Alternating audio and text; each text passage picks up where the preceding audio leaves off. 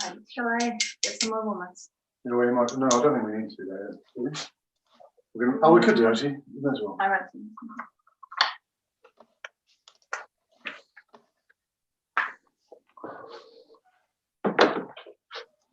Oh, that's good. So, Are we live yet?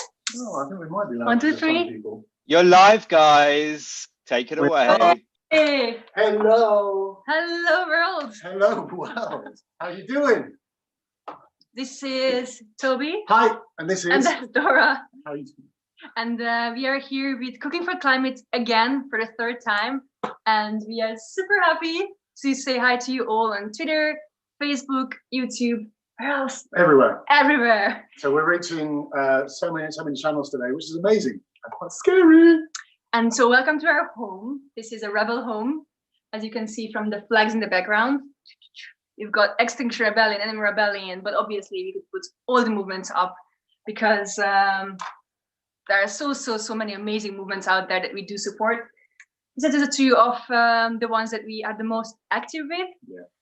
And what? Today We are going to. Well, basically, we've been out and about today on our exercise, obviously, because that was the 20 minutes of exercise that we did. And we've been foraging. And why have we been foraging today? Oh, I think we went through this period in the last 3 weeks when we talked about how we could not depend on the global infrastructure that's being built up. That is part of the problem that we are in right now.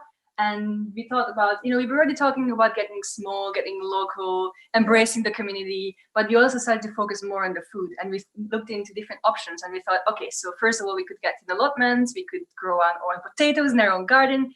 But then we also thought the nature's biggest restaurant is out there in the forest already. So even without harming nature or digging it up or sort of abusing it or putting it, your fences around a certain area, you can just go and pick stuff. This is the first time we are doing this. This is the first time we're doing this. And we have to say that we are lucky because we're living in the countryside. So there is more access for us. There are people who live in towns and cities, but there are possibilities of foraging in cities and towns.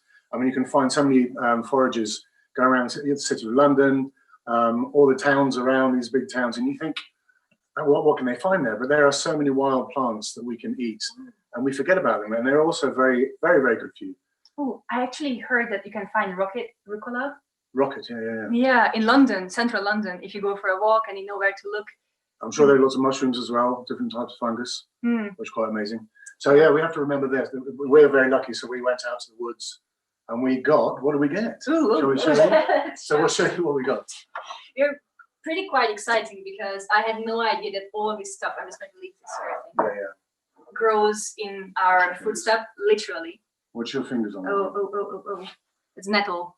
So what we have here, so we have cleavers. This is known as goosegrass or sticky willy sometimes. And as you can see, I think we, as kids or as teenagers or even as now, it's the plant that you grows up often by nettles, and you can pick it and you can throw it at your friends, which is really, really mature and wonderful. And then what? I eat it? Well, no, well, you can eat it. This is actually, you can actually eat most of this stuff raw. So these are cleavers. They're really good. They're diuretic. They're very good for cleansing kidneys and urinary infections. What else have they got? I can't remember. I think they are also like full of a lot of vitamins and minerals and stuff. Yeah, I mean these are wild, so they'll have taken all the beauty and the amazingness of nature. So these are everywhere, and I think you can find them in cities and towns. Yeah, I mean it literally took us 2 minutes to find them. And to pick this much. Yeah. And with all of this, it's really advisable to wash them as thoroughly as possible. Whether in your town or in the countryside, because you don't know what little critters have been running around on it and doing other things on it. You never know. So this here, we're very lucky to have this. The most amazing thing we picked today. Oh, it smells amazing. This is wild garlic, the leaves of wild garlic. And I put on Facebook yesterday, asked where there's any wild garlic local, and some guy said, "There's some wild garlic on my drive." So we sort of went on the way to pick the cleavers. We went to find some wild garlic, and he had them all up his drive. And it was really kind of him to. He said, "Just come and pick as much as you like." So we did. Yeah, but you can also find, if you go for a walk and you find the right forest. Yeah. You can find. But I think we want to mention there are some rules to foraging. Oh, it was it's not about harvesting everything you find, but Hey, Karen. hello. By the way, if you're just joining, Oh, yes. oh, we didn't tell what we're doing. So let's start from the beginning. Why? Rewind, select that. So basically, we went for a big foraging walk today, and we picked all kind of different greens, vegetables, and so on. And our plan for today is to make a very amazing, simple meal that you can make out of all these things you pick in the forest yourself.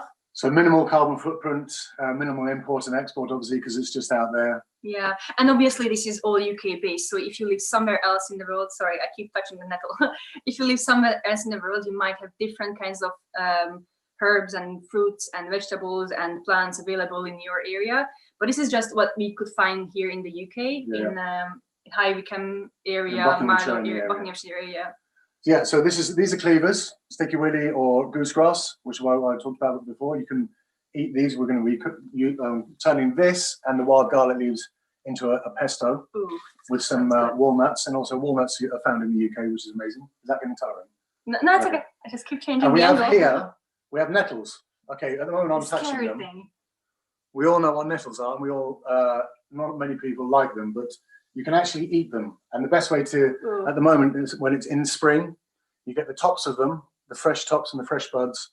So I'm going to cut this bit off at the end, the stalk. But at the moment I'm touching it because I wash them thoroughly. And the filaments, which are basically like little hairs, they're the things that sting you or get into your skin, which make you then irritated and it actually hurts. But by rubbing them thoroughly, you break the filaments and therefore you're less likely to get stung. But also I'm a gardener, so my skin is a bit thicker on my hands. Not mine though, I'm scary. Scared. Well, I'm scared. she's scary. I'm definitely scared. But again, you can find these in urban and rural areas, as well as the sticky willy or the cleavers. Garlic is probably less likely to find in urban areas, but you may well do in big parks, usually under trees. Have you ever eaten nettles? I've eaten nettles actually before, and you can use them basically like spinach. You can use all of this. Basically, cleavers you can use as a spinach alternative, as you would. You can blanch and boil.